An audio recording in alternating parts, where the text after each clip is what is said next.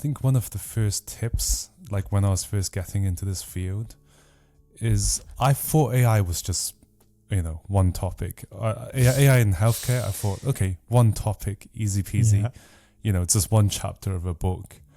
But then I realized, oh wait, it's actually a collection of many topics and many skills. So I just want to boil it down to, in my opinion, and feel free to add more, but in my opinion, the first and foremost is the healthcare knowledge. That's probably the easy bits for clinicians. We have been working in healthcare for a while. And then, so the first thing I actually studied was, machine learning or health, AI knowledge / machine learning. And there's many things you can study. There's lots of resources on YouTube. There's this podcast. There's also, I don't know if you've done this one, but Stanford CS 229 with Andrew Ng. He's like the legend of machine learning. It's very stats heavy, that course, but it gave me such a nice insight into machine learning. Did you do that course as well, or did you do a university one? Yeah, no, I've done that one also, but yeah, I've done it. That course is like there for the past, I think, 15 years. So I think I've done that a long time ago while also taking my university course. So usually, probably the same as everywhere else, while taking university courses, you usually also take a couple of parallel courses that you find on YouTube or somewhere else, just because some of the topics are a bit tricky to understand. So yeah, nice it's very well explained. I would recommend it to anyone. It's really, just Google Andrew Ng, NG. Yeah, note that course is a bit hard.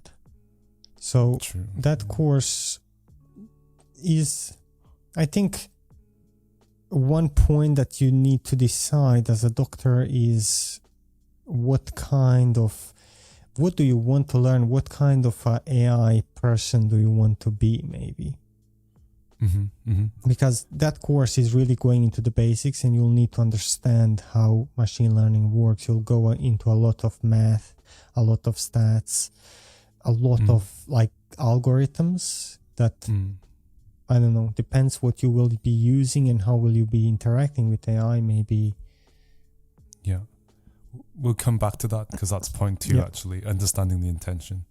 But so far we've covered, okay, so to learn about AI, you need to know about healthcare, you need to learn about AI kind of machine learning basics. Third thing, coding skills, maybe, up for discussion, but I do think every clinician should know the basics of coding, just even like how it looks in the back end, like Jupyter Notebook or whatever you use, just understanding what it looks like. And I don't know, for me, it helped me grasp a lot more about what's happening behind the scenes.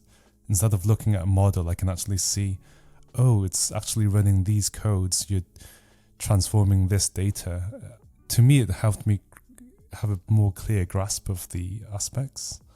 I don't know what you think about coding and if clinicians should know about coding. A hard question, to be honest.